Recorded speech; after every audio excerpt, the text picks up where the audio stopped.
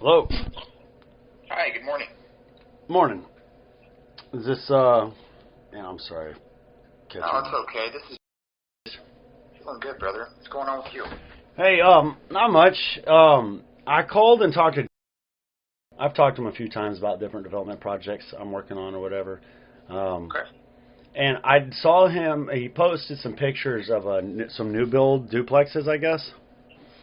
And I called him and, Yesterday? Yeah. I called and talked to him about that slab, just because I noticed some things that were not quite whatever, and he wanted me to call and talk to you about it. Sure.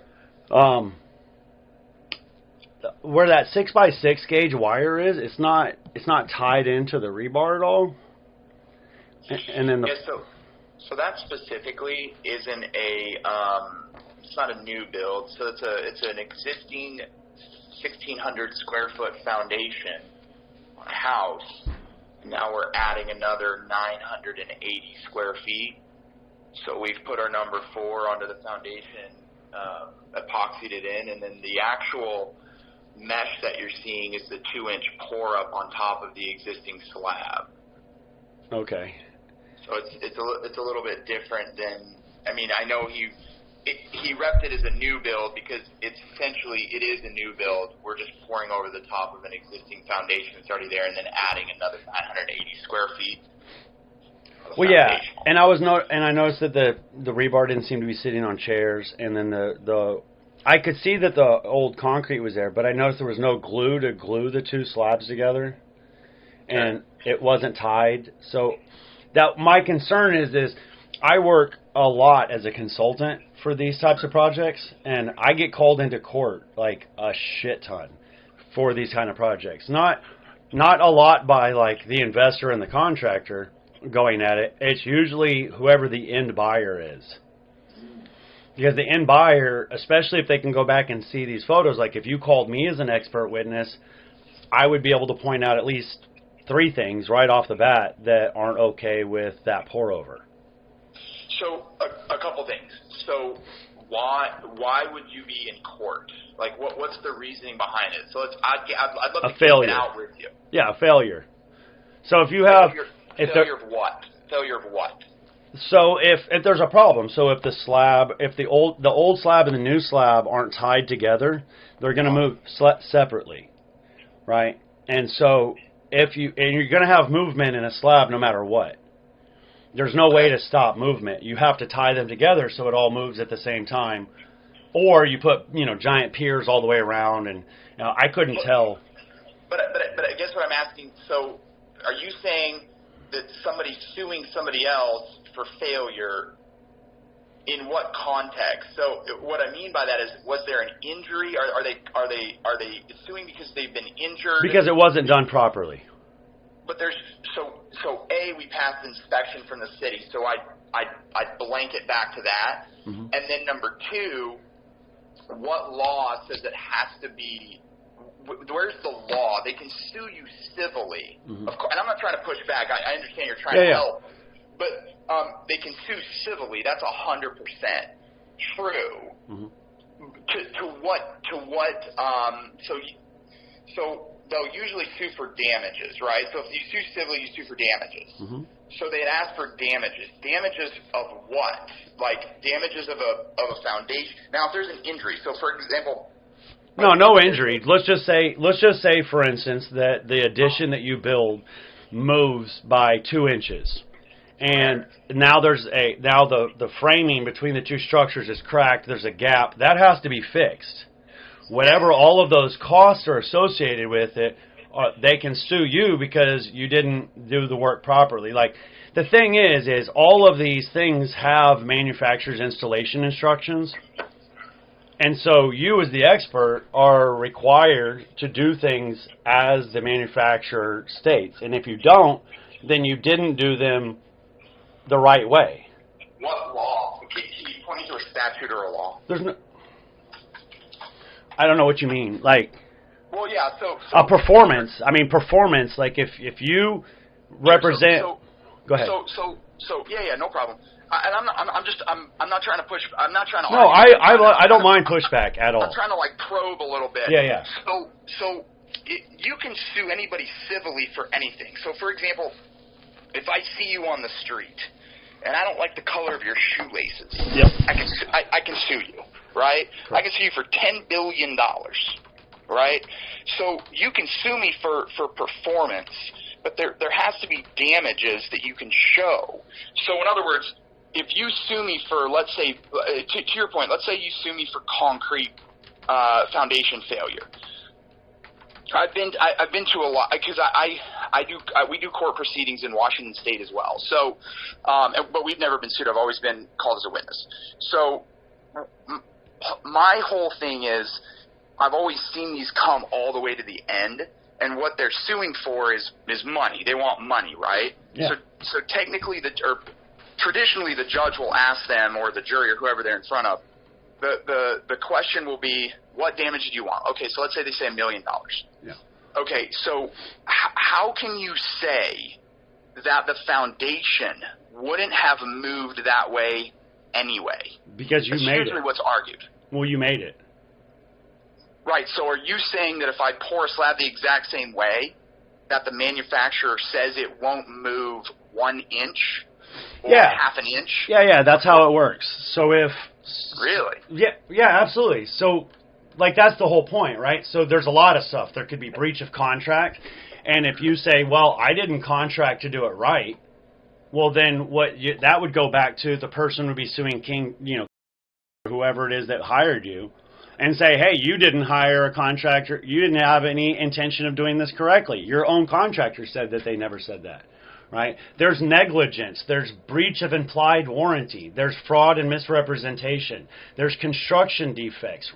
There's all kinds of different things. Sure. And your damages would be, hey, let's say, I'll give you a perfect example. I get called in to go to lawsuits all the time because someone has Hardy plank on their brand new house. Uh-huh. And Hardy won't warranty it when it fails because it wasn't installed properly. Well, it wasn't installed properly. That's literally all I'm doing is testifying, yeah, that's not right. And so damages are whatever it costs to make it right. The contractor that put it on didn't do it properly. And so the damages are what does it cost to get it done properly. Sure. Now, and so that's... Here's what I'd say. If you look at, have you ever looked at a track? I mean, I'm sure you have, but you've seen the track contracts, right? Like the actual contracts you buy a house with. Mm-hmm. There's no statute or law, so it's not criminal to install it any way you want. Yeah, we're not talking about criminal. No, I know. What I'm saying is if I were to, and by the way, we're holding these houses, so I'm selling it to myself, but that doesn't matter. Let's say I sold the property down the street, right? Like, or sold the property in 3 months or 3 years or whatever. When you go and you sign a tract contract, you buy the house as is. It doesn't matter if things were done upside down or sideways. It does, that doesn't actually. matter. It does. There's disclosures. Yeah, there are disclosures. Absolutely. So if you disclose that you built this and you've done all these add-ons, you're automatically implying that you did it right. It's not as is, even if I did it completely wrong. Yeah, but right according to who? But there's building standards. Of course, right. Yeah. There's construction and building standards. Like when I go in, I'm an accredited inspector. So when I go in, it's going to be that person versus me. You're right. So when the city comes out and gives you a green tag, then that's it. That's what you fall back on. No. But the city. Have you read your agreement with the city? Of course. Yeah, they're not signing off on any of that. What they're signing off on is that you had experts that took liability. So the contractor, the master electrician, the city is saying, hey, you need to come sign something saying you are liable.